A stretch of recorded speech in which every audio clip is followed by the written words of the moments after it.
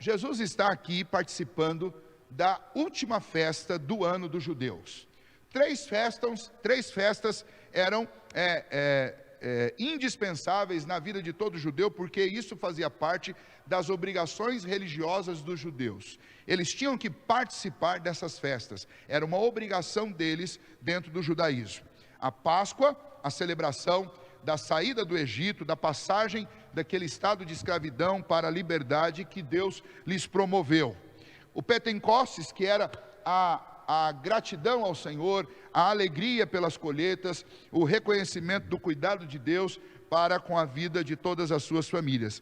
E a festa dos tabernáculos, ou festa das cabanas, onde eles relembravam a peregrinação do Egito para a terra prometida, no tempo em que eles habitaram em tendas, e como o Senhor os supriu de todas as suas necessidades, de como o Senhor os descedentou. Portanto, nessa época, todos os judeus vinham a Jerusalém, e o capítulo 7 está descrevendo uma ocasião dessas, da qual Jesus Cristo participou. Jesus não estava em Jerusalém, mas como um judeu e como alguém que era cumpridor de forma plena de todas as suas obrigações da lei, especialmente da lei estabelecida no Antigo Testamento, no Pentateuco. Jesus viria então para aquela festa para participar, para agradecer ao Senhor por tudo que o Senhor tinha concedido àquele povo ao longo da sua história, pelos livramentos de Deus, e ali era um momento de renovo das esperanças. Então o povo vinha naquela festa, e eles tinham ali como que uma injeção de ânimo, de encorajamento, para que eles continuassem servindo a Deus e esperando, especialmente a vinda de um Messias. Era esse o assunto principal daquela festa. A expectativa que eles tinham, de acordo com as profecias que tinham sido feitas do Antigo Testamento, de que assim como Deus proveu água para eles de uma rocha, o Senhor enviaria o seu Filho, enviaria um Messias que salvaria o povo, que tiraria a sede da alma das pessoas, que traria redenção, que perdoaria os seus pecados. Então, naquela festa, mais do que nunca, eles olhavam para o futuro e eles tinham essa esperança da redenção messiânica, que na festa estava simbolizada por esta água da vida. Esta água que eles tiravam lá do tanque de Siloé e aspergiam sobre o altar, esta água simbolizava tanto o que o Senhor tinha feito naqueles 40 anos no deserto, mas simbolizava também aquilo que o Messias faria sobre suas almas, tiraria sua sede e os encheria de uma água viva que jorraria para a eternidade. Porque essas profecias feitas lá no profeta Ezequiel, especialmente no capítulo 45 e 47, essas profecias, elas anunciavam a nova cidade, a nova Jerusalém, anunciavam a nova morada, o descanso eterno, e falavam desse lugar como um lugar onde existiam fontes de água da vida, rios da água da vida, que serviriam para descedentar todas as nações. Então a expectativa deles era não apenas da vinda do Messias, que traria este alívio para o coração e para a alma daqueles que estão cansados e sobrecarregados de seus pecados, mas ele também garantiria a minha entrada, a minha participação neste reino eterno, onde esta água da vida, onde esta vida abundante jamais faltaria. Portanto, é interessante pensar nisso, que Jesus estava ali entre eles, e eles estavam celebrando esta festa, relembrando o que tinha feito e esperando a vinda do Messias, mas o Messias já estava ali, caminhando entre eles. Mas a circunstância em que Jesus estava ali era uma circunstância difícil. Na primeira festa, que era a primeira festa da Páscoa, vocês devem lembrar que Jesus curou uma pessoa, um paralítico, lá naquela festa, e por causa disso eles começaram a perseguir Jesus, porque ele se declarou filho de Deus. E por causa de se declarar filho de Deus, ele foi perseguido e ele teve que se afastar de Jerusalém. Mas agora havia uma necessidade, tanto por causa da lei, quanto por causa daqueles que estavam próximos a ele e questionavam: o Senhor não vai a Jerusalém? E então Jesus decide ir a Jerusalém e participar desse ritual, desta festa. Quando Jesus chega em Jerusalém, nós observamos lá no capítulo 6, ele discretamente começa nos dias que antecedem a festa e durante a festa a ensinar no templo. Ele não chama as multidões estão lá envolvidas nas procissões, mas ele começa a ensinar. Ele vai lidar com alguns fatos interessantes. Os seus irmãos mesmo, os outros filhos de Maria e de José, eles duvidavam da sua messianidade. E no capítulo 6, Jesus tem que lidar com isso. No capítulo 7, logo no início, Jesus tem que confrontar esses seus irmãos por causa da sua incredulidade. Os próprios irmãos de Jesus, eles que conheciam Jesus e conheciam como ninguém, porque eles viveram décadas ao lado de Jesus, eles duvidavam da messianidade de Jesus, e Jesus tem que confrontá-los a respeito disso. Muitas pessoas, entretanto, queriam ver Jesus e queriam ouvir Jesus, porque naquele tempo Jesus já era uma figura pública. Outros, por sua vez, tentavam achar uma ocasião para prender Jesus. Então, esse clima era um clima tenso e um clima muito instável para Cristo.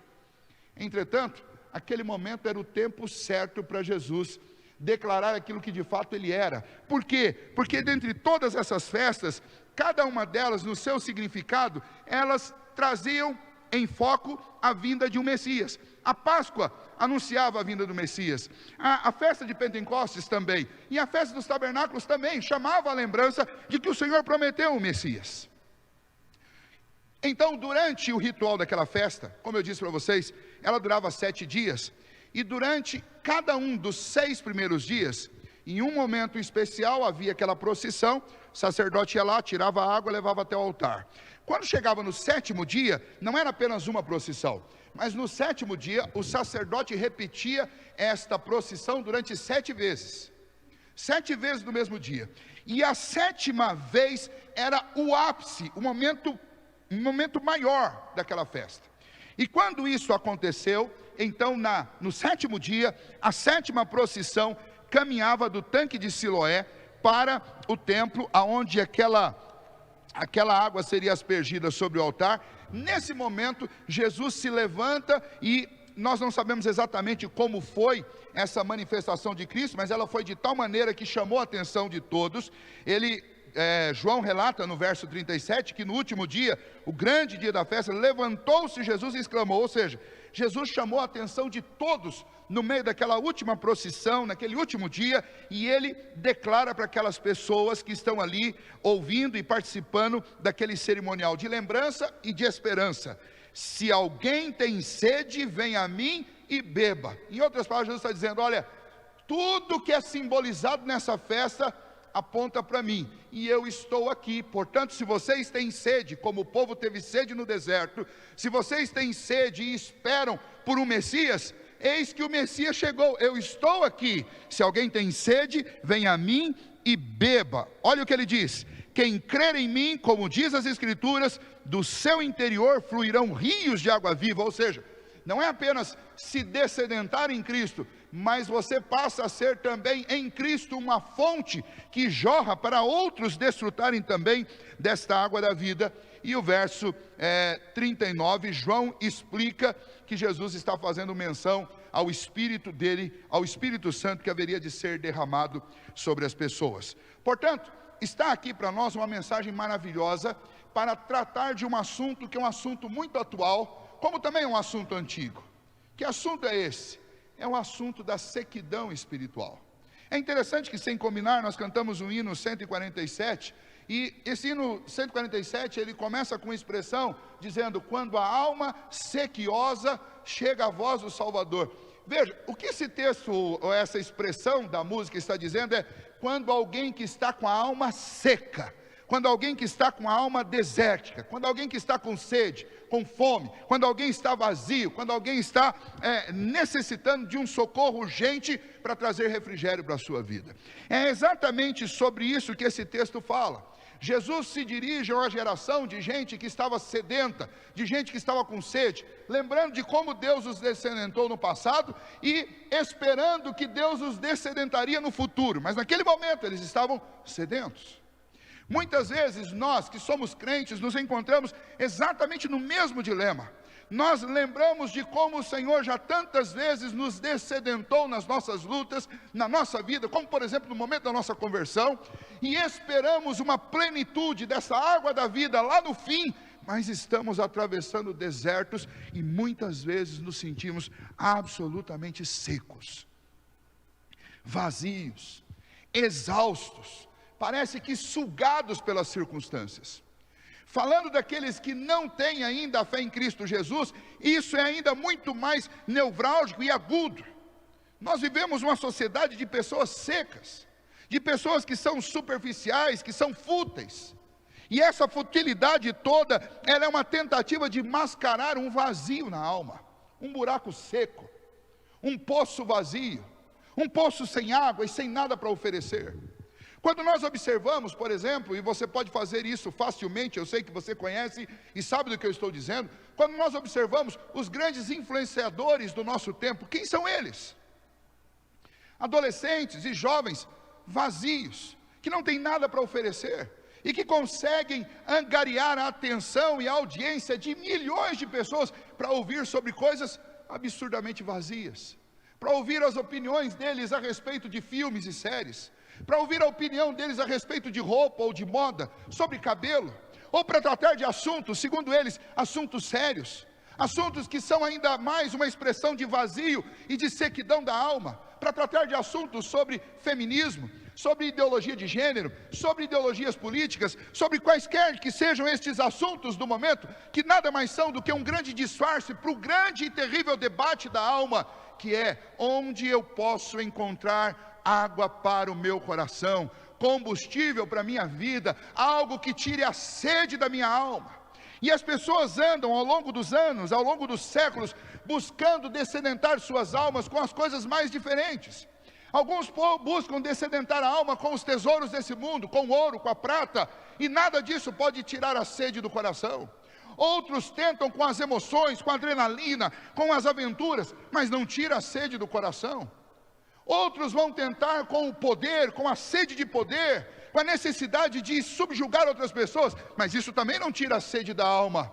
Outros tentam com todo tipo de sentimento e sensualidade, expondo o seu corpo, expondo a sua vida e a sua mente a todas as paixões possíveis, mas isso não tira a sede da alma. Algumas pessoas se afundam nos alimentos, comendo como se a comida pudesse tirar o vazio da alma, e a comida enche o estômago, mas não enche a alma. Outros vão tentar isso na bebida, ou em algum tipo de droga. Outros vão tentar em múltiplos relacionamentos e não conseguem. Porque essa é uma tentativa antiga do homem, e ainda assim, com tantos 1000 anos que nós já vivemos, nós continuamos fracassando em dessedentar a nossa alma, todas as vezes que nós procuramos dessedentá-la com outro que não seja aquele que é a fonte da água da vida, que é Jesus. E o que nós enxergamos nessa sociedade na qual nós estamos inseridos e que nós criticamos de tantas formas possíveis, o que nós enxergamos na realidade é um vazio existencial e uma sequidão no coração. As pessoas abraçam as bandeiras mais estranhas dos nossos dias, procurando um lugar para si, um espaço, alguma coisa, alguma luta, alguma aventura que possa dar sentido à sua vida.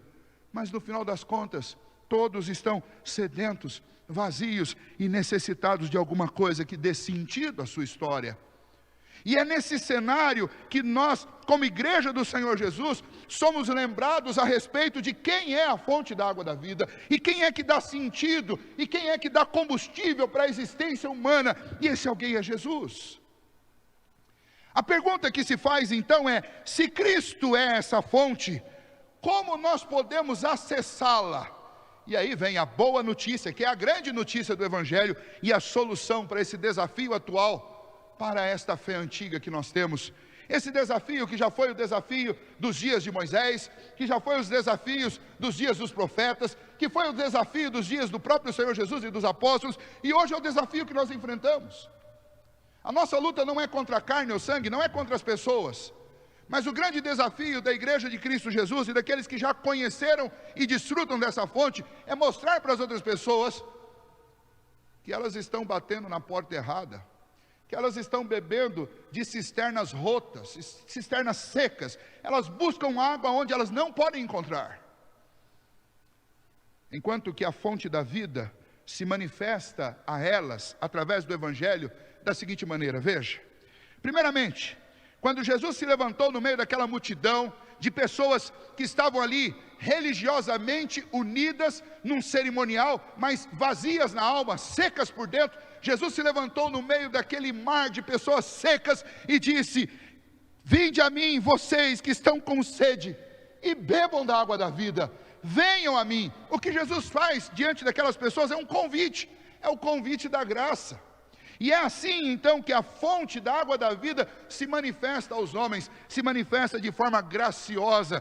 A primeira informação que nós temos nesse texto, que é extremamente útil, impactante para o nosso coração e para a nossa vida, é que Jesus faz um convite maravilhoso para quem tem sede.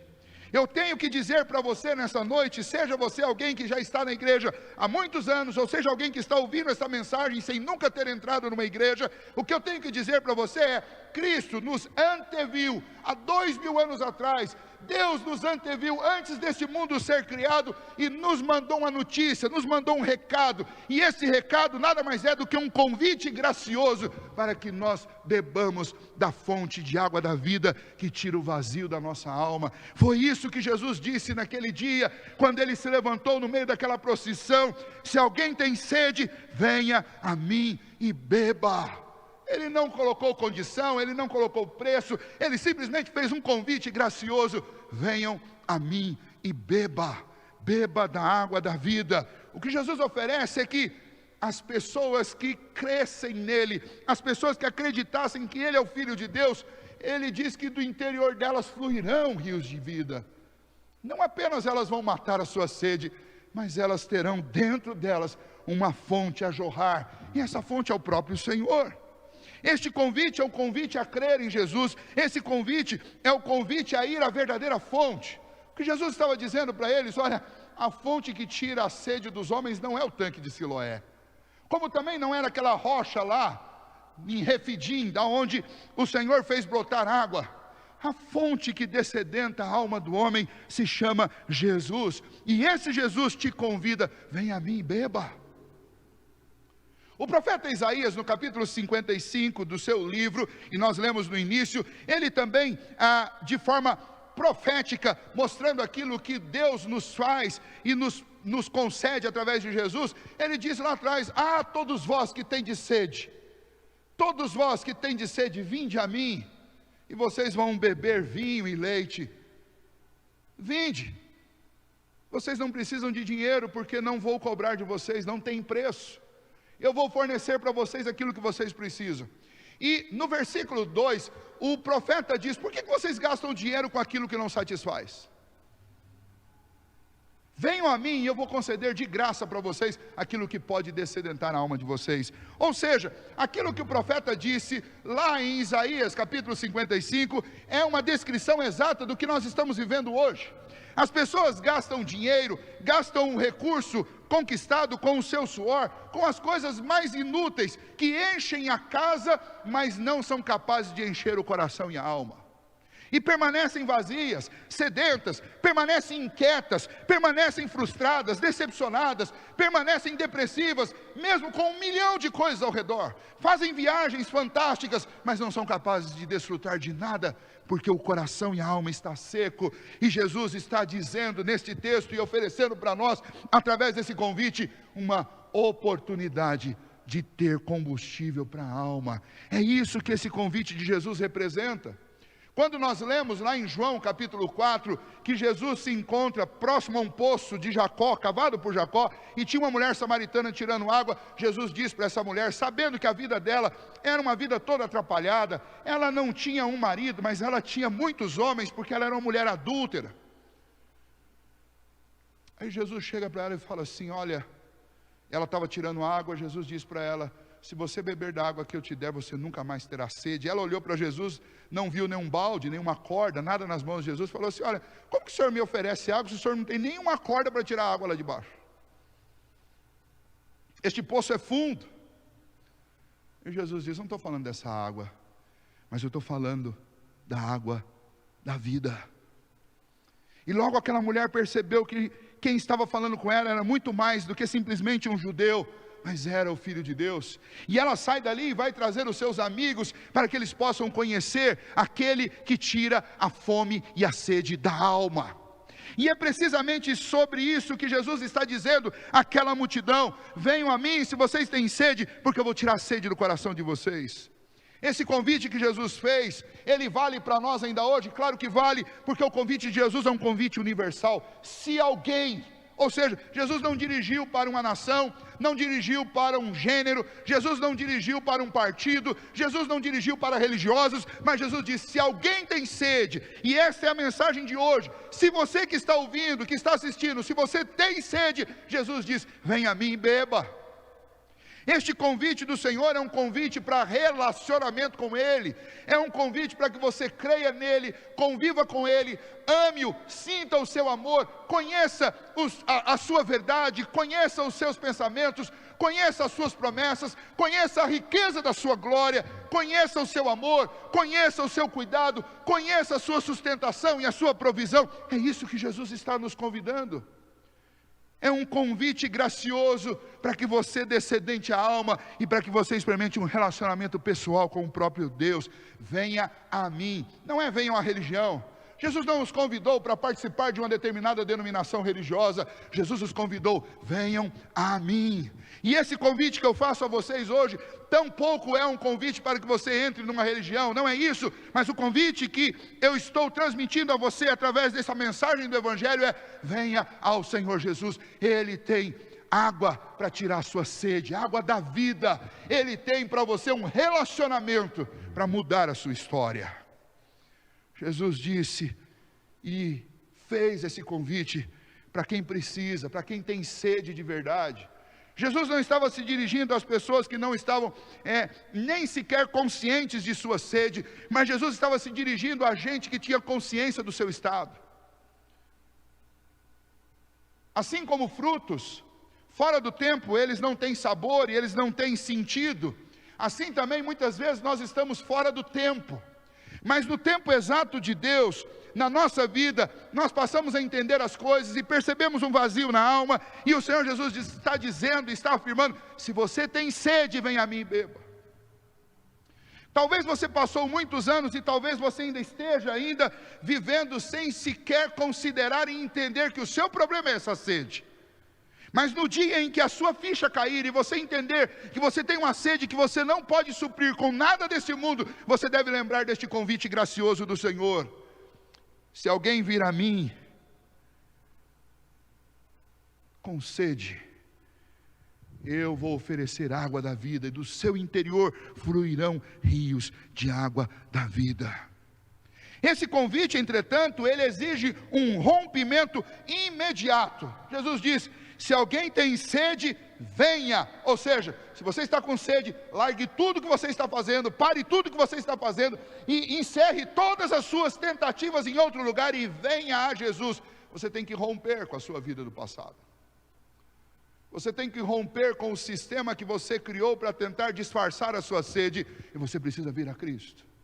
Ou seja, é um convite que exige, de um lado, que você abandone as coisas que você está inutilmente tentando colocar no lugar de Cristo, e que você abrace com toda a força da sua alma aquele que pode fazer jorrar fontes de água da vida do seu interior. Este convite é um convite enfático. Quando Jesus fez, ele se colocou de pé no meio daquela multidão, naquela tarde, e disse: venham a mim e bebam. Se vocês têm sede, venham. Porque quem crê em mim, do seu interior fluirão rios de água viva. E aí nós entramos no segundo aspecto desse convite, dessa declaração do Senhor Jesus. Se por um lado é um convite maravilhoso e gracioso de Jesus, por outro lado esse convite vem acompanhado de uma promessa preciosa. Qual é a promessa? Primeiro, Jesus diz que vai matar, tirar a sede do nosso coração.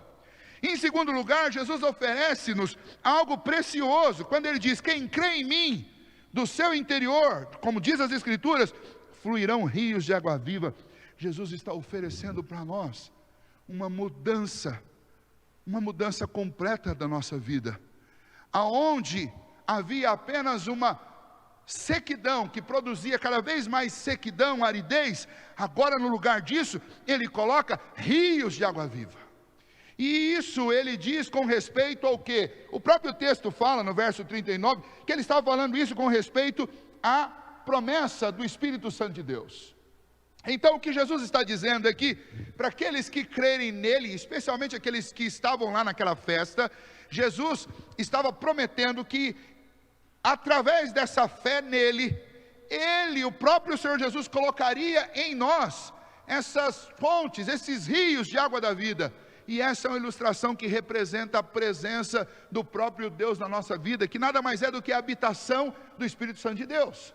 Essa promessa se cumpriu para todos os crentes lá em Atos, no capítulo 2. No capítulo 1, o Senhor Jesus, antes de ascender aos céus, disse aos discípulos: ficai em Jerusalém, até que do alto vocês sejam revestidos com o Espírito Santo. Quando nós entramos no capítulo 2, o capítulo 2 inicia dizendo: e desceu sobre eles o Espírito do Senhor, e eles ficaram cheios do Espírito de Deus. Ou seja, Jesus está dizendo: quando vocês creem em mim, se vocês crerem em mim, eu vou descedentar a alma de vocês, e eu vou colocar um rio de água viva dentro de vocês. E essa é uma alusão àquilo que o Espírito Santo produz na nossa vida. O Espírito Santo nos permite viver e nos capacita a viver uma vida abundante. O Espírito Santo produz renovo na nossa alma. O Espírito Santo nos faz produzir os frutos que são próprios de alguém que está em Cristo. O Espírito Santo nos municia com vida e poder para enfrentar as dificuldades da vida. Aqueles que creem em Cristo Jesus e que recebem essa água da vida, portanto, eles ficam cheios de uma vida abundante, produzida em nós pelo Espírito Santo de Deus, cumprindo a promessa que Jesus nos deu de nos fazer cheios de vida e vida em abundância. Foi o que ele disse: eu vim para que vocês tenham vida e vida em abundância. O cumprimento glorioso dessa promessa em Atos 2 nos lembra que aquele que nos fez a promessa, ele é absolutamente capaz de cumpri-la, e ele cumpriu. E todos aqueles, desde este dia, que têm crido em Cristo Jesus, têm tido a sua alma descedentada e são capacitados pelo Espírito Santo de Deus, que os enche, que lhes dá plenitude, que lhes dá condição de viver uma vida preciosa. O apóstolo Paulo, falando sobre isso, ele diz que o Espírito Santo em nós, lá no capítulo 8 da carta aos Romanos, o Espírito Santo em nós produz as primícias do Espírito. E o que são as primícias do Espírito, senão uma vida cheia de esperança, uma vida cheia de convicção, uma vida cheia de força para suportar as aflições do tempo presente, uma vida que conta com a intercessão do Espírito Santo, que nos ajuda a orar como convém, uma vida que conta com a ação do Espírito Santo dentro do meu coração, me comunicando que eu sou filho de Deus, me ajudando a chamar Deus de pai, de paizinho. Esse mesmo Espírito comunica ao meu espírito que nada pode me separar do amor de Deus. Na carta aos Efésios, Paulo diz: olha, não vos embriagueis com vinho, mas enchei-vos do Espírito. E na sequência ele diz: é assim, cheios do Espírito, que vocês vão poder viver em amor, suportando uns aos outros em amor. Ou seja, é o Espírito que me capacita a viver em família, é o Espírito que me capacita a viver na comunidade da fé, é o Espírito Santo que me capacita a enfrentar os dilemas da vida, as lutas da vida, e esse Espírito está dentro do meu coração, por causa do que Cristo fez. E a vida do crente é uma vida cheia desse Espírito, que do nosso interior, ele jorra como uma fonte de água da vida, e ele abençoa a vida daqueles que estão ao meu redor. Portanto, Jesus, ele não apenas faz um convite, mas ele faz uma promessa, e ele cumpre essa promessa, concedendo-nos o seu Espírito.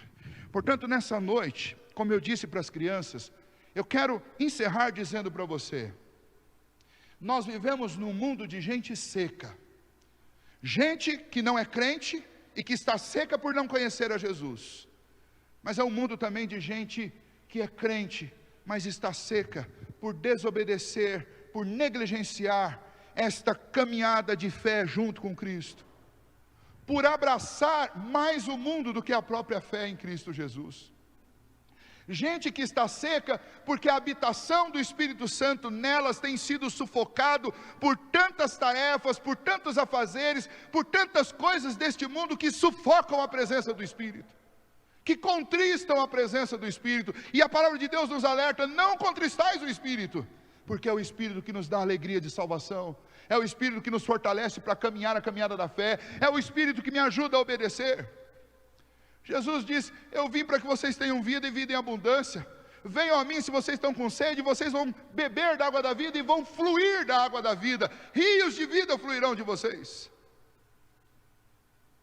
Mas a palavra de Deus diz, mas não contriste o espírito, ou seja, não sufoque essa fonte da água da vida. Não sufoque isso. Nós sufocamos quando nós ficamos mais preocupados com as coisas desse mundo do que com o nosso relacionamento com Deus. Nós sufocamos quando nós não lemos as Escrituras, quando nós não oramos, quando nós não buscamos intimidade com o Senhor. Nós sufocamos quando a gente deixa a nossa mente ser penetrada e ser completamente abduzida pelas questões desse mundo. Quando nós nos envolvemos terrivelmente com o entretenimento desse mundo, com as más notícias desse mundo, quando nós nos deixamos envolver de forma profunda com as paixões desse mundo, quando nós deixamos que as cobiças, elas penetrem e permeiam toda a nossa vida de tal forma que a gente não faça outra coisa a não ser correr atrás das coisas desse mundo. Quando esse mundo cria raízes no nosso coração, o espírito fica contristado. E nós nos tornamos crentes secos, crentes que não têm uma palavra de vida, que nunca têm uma palavra de esperança, que nunca têm uma palavra de ânimo, crentes que fazem orações que mais parecem como uma reza e como um ato fúnebre, porque não tem vida na oração, porque não tem esperança na oração, porque não tira a sede da alma, e as orações muito mais parecem uma lamúria de gente que não tem Cristo. No meio dessa geração de gente seca, a igreja do Senhor Jesus precisa ser como uma comunidade de gente que do interior flui em rios de água viva, porque é isso que esse mundo precisa. Como que uma igreja seca pode dessedentar através de Cristo Jesus uma sociedade seca? Se o povo de Deus for seco, como que nós vamos oferecer a água da vida para o mundo? Portanto, observe bem, em qual meio foi que Jesus declarou estas coisas? Foi no meio dos pagãos ou foi no meio dos religiosos? Foi no meio de uma cerimônia, de uma procissão religiosa, e algo extremamente formal, e algo que exigia profunda consagração do povo, e foi no meio desse lugar que Jesus foi falar, se alguém tem sede, vem a mim e beba. Por que que Jesus escolheu este lugar? Porque no meio daqueles religiosos estavam as pessoas mais secas daquela época. E Jesus, diga-se de passagem, criticou muito a religião deles naquele momento, porque era uma religião vazia e seca, que não tirava a sede das pessoas. A sequidão não pode ser algo que nós vamos alegar como atributo somente dos que não têm Deus, porque eu temo que nós estejamos num tempo em que a igreja esteja também seca. Portanto, meus queridos irmãos, ouçamos novamente o convite de Cristo Jesus. Se alguém tem sede, venha a mim e beba. Mas pastor, e a minha história de crente? Irmãos, para com essa história de crente. As suas tradições, sua biografia de crente. Biografia não salva ninguém. Quem nos salva é Cristo Jesus. Deixe de lado o orgulho. Muitas vezes nós somos orgulhosos, nós não queremos admitir que nós estamos secos, precisando de Cristo, precisando dessas fontes da água da vida. E eu quero fazer um apelo a você. Nós vivemos esse grande desafio nos nossos dias. Por que estamos cada vez mais buscando conexões com tudo e com todos? Eu desconfio que seja por causa da sede da nossa alma. Vez por outra a gente se pega mexendo, por exemplo, em redes sociais, e você fica ali infindavelmente, passando, e a gente nem se dá conta que você está procurando alguma coisa que você não encontra. Isso é sede. Ou às vezes a gente senta numa mesa e começa a comer, tentando de alguma maneira acabar com algo que está dentro de você, que você não consegue. Pastor, mas eu sou crente, isso pode acontecer comigo? Pode. Mas eu preciso lembrar, e esse é o convite de Jesus para nós nessa noite. Igreja do Senhor, povo de Deus, se alguém está com sede, venha a mim e beba. lembra do que eu fiz no passado e lembra das minhas promessas quanto ao futuro. E quanto ao presente, Jesus está dizendo: eu estou aqui com vocês hoje. E quem crer em mim, do seu interior fluirão rios de água viva. O Senhor Jesus está aí na sua casa agora. O Senhor Jesus está aí com a sua família nesse momento. Ele está dizendo: vocês estão com sede? Venham a mim e bebam, porque do seu interior eu farei fluir rios de água viva.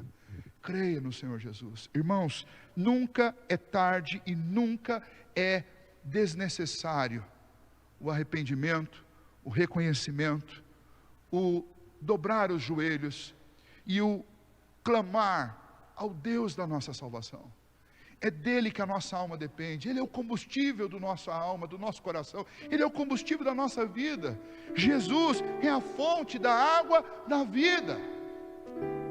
E nessa noite, se você está com sede, creia que o Senhor Jesus, que escolheu este texto para que fosse compartilhado nessa noite, Ele quis mandar um recado específico para você, para dizer para você: eu estou aqui, chega de ter sede. Eu estou aqui, chega de bater na porta errada. Lembrando do exemplo que eu dei para as crianças, agora com vocês eu posso aprofundar um pouco mais nesse exemplo. Se você tem um carro a gasolina, não adianta você colocar água ou diesel lá dentro, porque ele não vai funcionar. Se você tem uma televisão 220, não adianta você ligar na tomada 110, que não vai funcionar. Se você tem um fogão elétrico, não adianta você ligar uma mangueira de gás, porque ele não vai funcionar. Às vezes nós estamos sofrendo de sequidão, porque nós estamos buscando o combustível errado para a nossa alma. Nós estamos buscando na fonte errada. E nessa noite o Senhor Jesus nos chama a Ele. Esse é o convite da graça. Ele não te cobra nada. Ele não está pedindo de você e nem impondo nenhuma condição. Ele tão somente diz: eu creio em mim. Creia em mim. Creia que eu sou o Filho de Deus. Creia que eu vim buscar e salvar gente perdida como você. Creia em mim.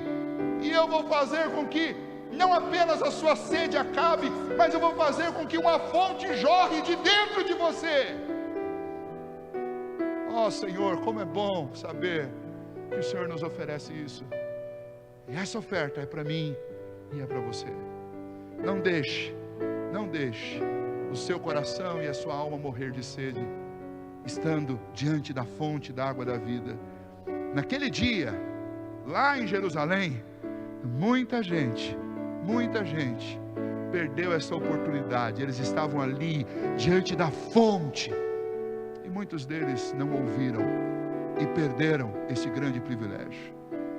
Mas hoje eu não gostaria de forma alguma que você perdesse essa bênção. O Senhor Jesus está aqui. O Senhor Jesus está aí na sua casa, e Ele te faz um convite e uma promessa. Aceite o convite gracioso de Jesus e creia na promessa que Ele fez. Do seu interior fluirá rios de água viva. Como que isso vai acontecer, pastor? É de uma forma inexplicável. É algo de Deus. O Deus que nós cantamos há pouco sobre Ele, que Ele é o Deus dos impossíveis, que faz coisas impossíveis. Esse Deus, Ele deu o Filho dEle, algo impossível, para salvar a mim e a você, para nos dar vida e vida em abundância. Ó bondoso Deus, o Senhor conhece perfeitamente como está o coração de cada um de nós. Deus, muito mais do que nós mesmos, o Senhor sonda o nosso coração, sonda o nosso interior e sabe como está a nossa alma. E por isso nesse momento, ó Deus, eu clamo ao Senhor, que o Senhor, através do Teu Filho Jesus, derrame água da vida sobre nós. Os dias são difíceis, ó Deus, as lutas são grandes, ó Deus, os momentos são tensos da nossa história. E, ó Deus, as seduções e as ofertas desse mundo são cada vez mais terríveis, ó Deus, e sutis.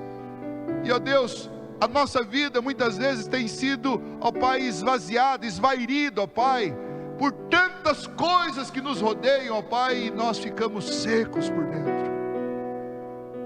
Muitas vezes, ó Deus, a nossa negligência em orar, em ler a Tua palavra, em buscar uma vida de comunhão contigo, tem nos levado a um estado de sequidão na alma.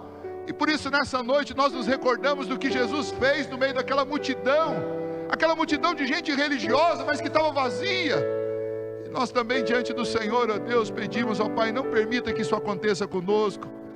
Não permita, ó Deus, que nós, vivendo diante da Tua palavra, fazendo parte, ó Deus, de uma igreja, comungando junto com os santos, que nós vivamos vida seca. Muito pelo contrário, ó Deus, produz em nós, ó Pai, dia a dia um renovo no nosso coração e na nossa alma, enchendo-nos com o Teu Espírito, enchendo-nos do Teu Filho Jesus. Ajuda-nos, ó Pai, a crer e a confiar no convite da graça, nas promessas de Jesus. Ajuda-nos, ó Deus, a desfrutar de um relacionamento íntimo e pessoal com o Teu Filho Jesus, nosso Salvador, para que a nossa vida, Deus, seja uma vida refrigerada por essa água da vida, seja uma vida renovada pela água da vida, seja uma vida abundante, produzida pelo Teu Filho e pelo Teu Espírito habitando em nosso coração.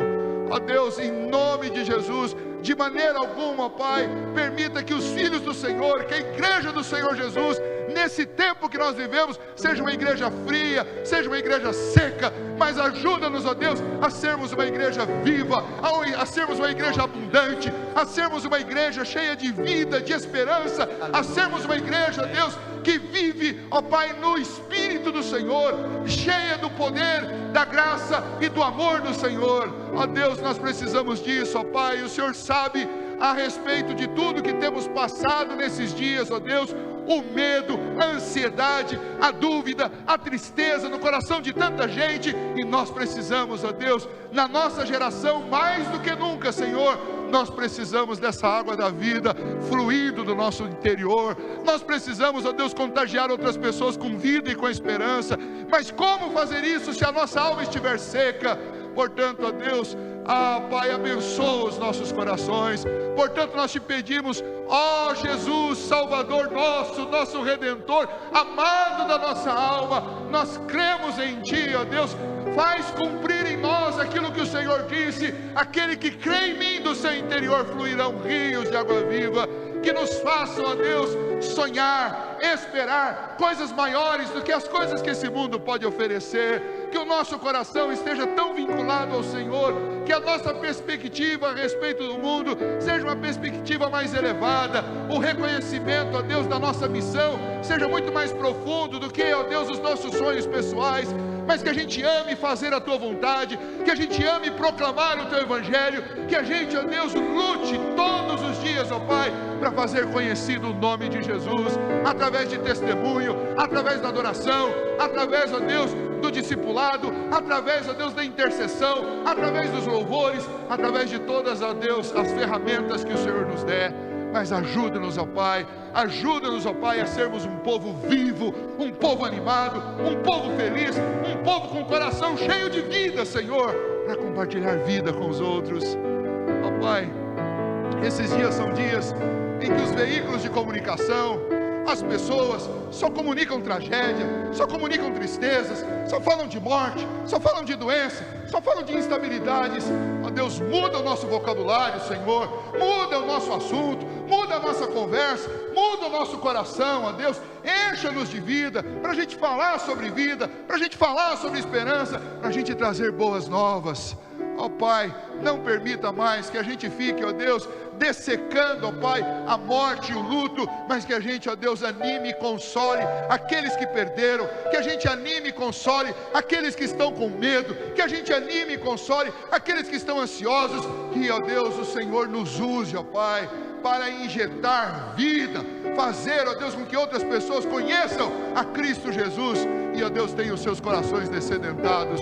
Nós te pedimos isso, ó Deus, porque o Senhor nos chamou para ser sal e luz dessa terra, e nós não podemos, ó Deus, deixar que este mundo que está seco, sedento, nos contamine, nos influencie. Muito pelo contrário, precisamos, ó Deus, que aquilo que o Senhor Jesus nos prometeu, que isso se cumpra de uma forma profunda na nossa vida, para que, ó Deus, essas fontes da água da vida, que é o teu Espírito em nós, produza, ó Deus, a água para todo mundo que está do nosso lado, nossos vizinhos, nossos parentes, nossos amigos, até os nossos inimigos. Ó Deus, Pai, jorrar água da vida do nosso coração, dos nossos lábios, para todas essas pessoas, para que eles sintam, ó Deus, a presença do Senhor, para que eles voltem a ter esperança, para que eles trabalhem, para que eles lutem, para que eles olhem para o alto, sabendo que nós temos um Deus no céu, e o Senhor não nos abandonou, e nunca jamais nos abandonará. Ó Pai, em nome de Jesus, produz, ó Deus, um renovo, um avivamento na nossa alma, na nossa igreja, nas nossas famílias, ó Deus,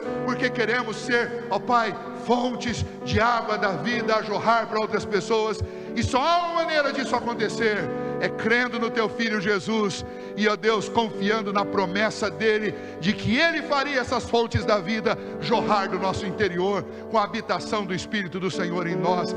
Ó Deus, portanto, se alguém que está ouvindo isso nessa noite, ainda não tem, ó Pai, esta fé viva e verdadeira, essa habitação do teu Espírito, que o Senhor promova, ó Deus, uma transformação, uma regeneração, uma vivificação nessa noite pelo teu Espírito, fazendo com que estes corações aceitem o convite da graça, confiem na promessa que Jesus fez e sintam Cristo inundando seus pensamentos, suas emoções, seus corações, trazendo vida aonde só havia sequidão e morte.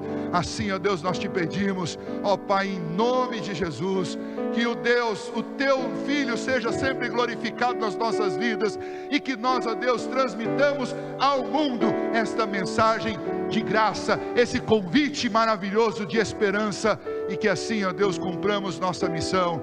Dá-nos vida, ó Deus, que ao sairmos daqui, entrarmos na nossa casa, nós saiamos despejando vida por todos os lados, cheios de Cristo Jesus, ó Pai, que isso impacte a vida dos nossos filhos, de todas as pessoas ao nosso redor, para a honra e glória do nome do Senhor. Nós, ó Deus, estamos neste mundo, mas não somos desse mundo, somos do Senhor, e como cidadãos dos céus, nós queremos andar sobre essa terra, espalhando o clima do céu, o humor do céu, a esperança do céu em Cristo Jesus. Ajuda-nos nisso, ó Deus, nós humildemente te pedimos nessa noite, e queremos, ó Deus, descansar nos braços do Senhor, nos ternos e poderosos braços do Senhor.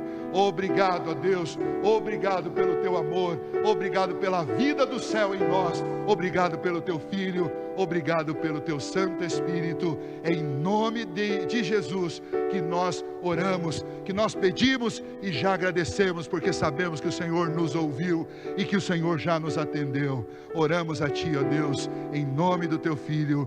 Amém. Ó povo de Deus, receba a bênção do Senhor nesta hora. Que a graça do Senhor Jesus, o nosso Salvador, que o amor de Deus, o nosso Pai, que a comunhão, o consolo e o agir do Espírito em nosso interior nos abençoe, nos conduza, nos dirija e nos fortaleça em cada momento, hoje e para todo sempre. Amém e amém.